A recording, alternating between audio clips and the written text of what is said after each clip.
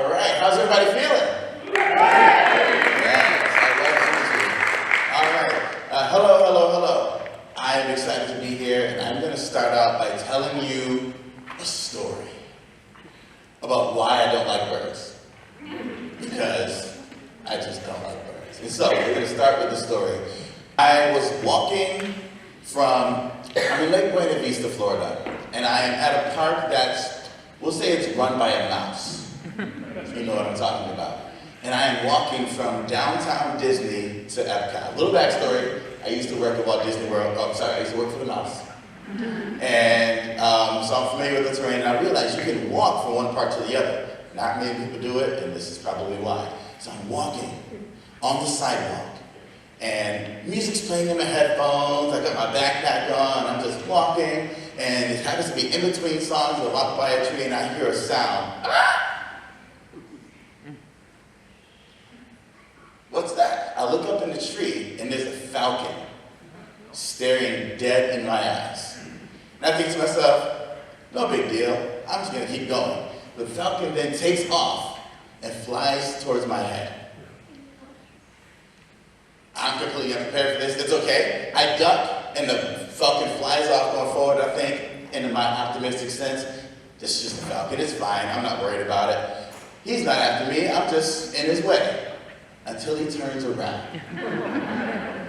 And he flies back at me even faster and even lower. And it's at this point that I realize I'm going to fight. And I'm completely unprepared for this situation. And so the falcon comes back, and I drop down to a knee. And this is before my hair was this long. It was like barely sticking out of my head, so it looked like a bunch of worms, which does not do you any favors. Falcon flies over my head, touches my hair, and lands on a tree. Okay, I look at the falcon. Okay, falcon, I have no beef with you. There's no problem. I'm just going to keep walking. And the falcon turns around, and he takes off again. And now he's flying even lower. He's flying at waist level. So I take off running in a straight line, like I'm going to outrun a flying falcon. Eventually the falcon gets close enough that I hit the ground, and he flies over my head, and then I pull a detour, and I run into the middle of the street, and I take off, and I'm completely clear of the situation. And then I check my pockets and realize I need to go back. Stories.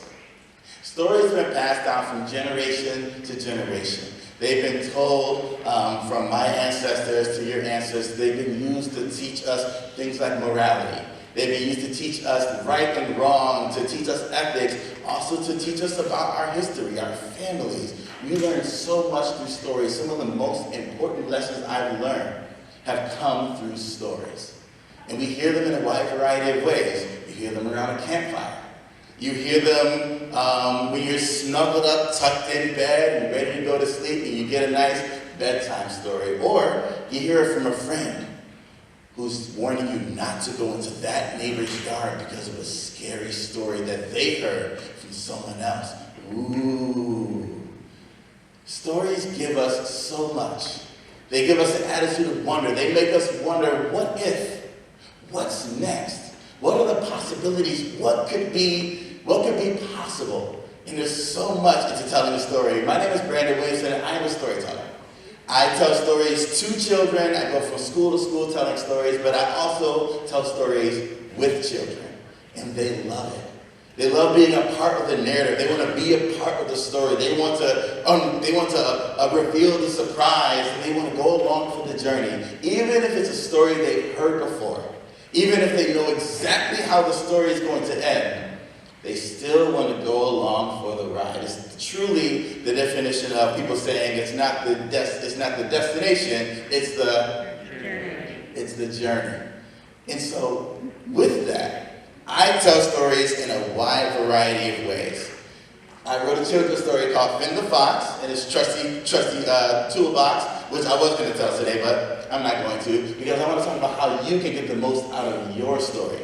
And I tell stories through good old-fashioned storytelling. I love working with the kids. I work with the Buffalo Philharmonic Orchestra. I'm able to tell a story with music behind it, and the kids love it. But I also tell stories through theater. I am an actor, and this is the one opportunity you get a chance to let yourself fade away and to step into the shoes of someone else, to explore how they think, to explore explore their emotions, to explore their decisions, and to become an entirely different person while you're on that stage. And that gives you a really powerful lesson in things like empathy. It gives you a really powerful lesson in things like having compassion, understanding of other people's point of views, and then on top of that, also, it helps you open your mind to what someone else could be thinking. But I realized for a long time that I've been telling other people's stories. I've been telling stories through the lens of an entirely different character, but I never got to express myself as myself. And that is how I ended up in the world of spoken word and poetry. Anybody here write poetry? One person, I love it. Okay, I want to encourage you to write poetry because what it does for me is it allows me to write my story in my own words. And then the style of poetry that I do, which is called spoken word or performance poetry or slam poetry as some people call it, I get to bring it onto stage in my own way.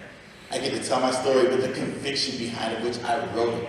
And you really get to feel the way that I am committed to what I'm writing and how I want to tell my story. And so on top of that, along with poetry and telling stories that way, I write songs. I am a creativity consultant, and I am also tell stories as the professional wrestling as the witch doctor.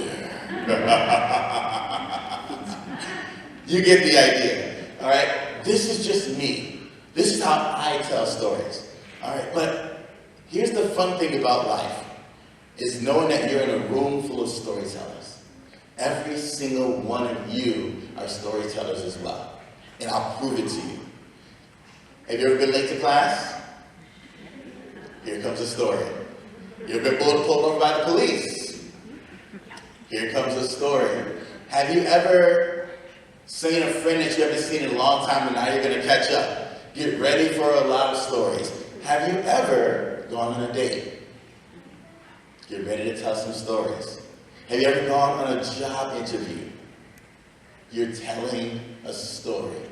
You've ever been in a boardroom giving a financial report about all the findings. You're telling a story. You're telling a story.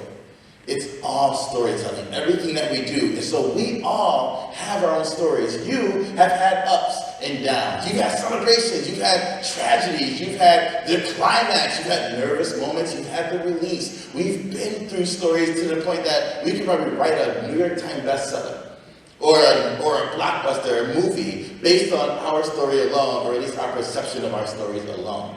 We don't always remember them, but getting the most out of your story means that since I'm not the only storyteller in the room, how do our stories truly connect with people? Just because you have a story doesn't mean that people are going to invest in your story. Doesn't mean that they're really going to, I don't want to say care about your story, but they're not going to care about your story unless you tie your story to them. You make your story as strong as you possibly can. So in order to tell a good story, I asked a couple of friends what makes a bad story. And they gave me some of these. Obviously, lack of context, substance, bad pacing, you're out of touch with reality, lack of strong conflict, plot holes galore. I hope your life doesn't have potholes in it. Plot holes. Bad info dumping, observations over actual action in the story, and not having a strong ending. I got this from my friends on Facebook. Okay? Not a true sounding board, but coming straight from people who are writers, we're going to start with bad info dumping, and we're going to just take it off from there. Has anyone ever sat down in a job interview and listened to somebody just tell a story? Or not tell a story, just list facts. I did this, and then I did this, and then I did this, and then I did this, and then I did this. And it's just like, what are we doing? Why should I care about this story? So when I work with poets, when I work with the team of poets that I work with, and they write their entire life down, and they build it into a poem, and they want me to critique it, and the first question I ask them is the same question I'm going to ask you all, which is this. So what? So what? So you experience racism. So what? You experience police brutality. So what? You found the love of your life, this person that you think is going to change your entire world. You want to write a poem about their honor. So what? What do you want me to get from this? What do you want your audience to receive from this? In other words, in this sense, you're going to a job interview, and you've had this experience, and this experience, and this experience. So what? And in asking that question, it inspires them to think about how can I tie this entire thing together? How can I tie my experiences together to make it something that my audience can connect to? Because you all are the ones who are asking the question, what? So what? All right, so if I'm asking you all, so what? This is where we come into the second side, which is observations over actual action. No one likes a story narrated to them where you're just, once again, dishing out facts, but we want action in our story. We need the story to move forward. And then from there, this goes into how you tell your story. Just because you have a good story doesn't mean that the way that you tell it is going to be effective. And that comes through body language. Everybody do me a favor. Make a fist. All right. Perfect, perfect, perfect. All right. And do me a favor and put the fist on your chin. Chin's down here. All right? Which is to say that people are going to see you before they hear you. So if you're on a date and your body language is transmitting that you don't want to be here, they're going to see that before they hear the words coming out of your mouth. If you're at a board meeting or an interview and you're like you don't care, they're going to see that before they hear anything that you've said about your life, about your experience, your body language. And when I tell my students, when I tell my poets, and anyone giving a speech or anything, is that this is the one and only time that these people are ever going to get to hear your story. And your job is to make sure that they get it.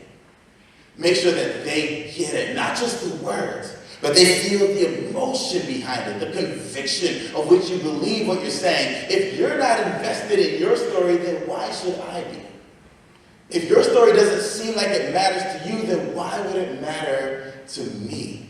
And this is where you have the opportunity to really effectively tell your story, starting with body language, tonality. You have to show us that you want to be here. I want to tell you this story because this story is important to me, and it matters. And it's one of the most important things that I can tell you in this moment. And you can get people to tune in. Now, going back to this, I want you all to think about the fact that I work with students, and every single day I teach them, I tell them the most important thing that we do as a school is we want to give you options for your story. We want to give you choices for your story. We want you to be able to go out and have choices of which direction you want your story to go. Do we have any students in here today? All right, for those of you who are students, the choices you make now affect the options that you have later. So if you choose not to do the things that you're meant to do, the things that you're supposed to do, then it will diminish the choices going forward. That could be choices of college. That could be choices of trades, and so on and so forth. The goal is for you to have a table full of options and choices of which you can choose which way you want your story to go. So when I say you're getting the most out of your story, that doesn't mean just in telling your story, but in also making the choices that allow you to have the most grandiose story that you can tell. And your job is to make sure that you still feel the magic in all of that, which takes me back to the end of my story.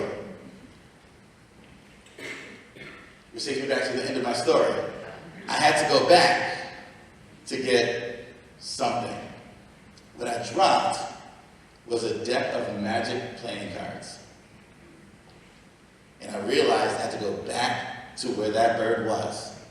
And when I got there, I saw the bird, and the bird saw me.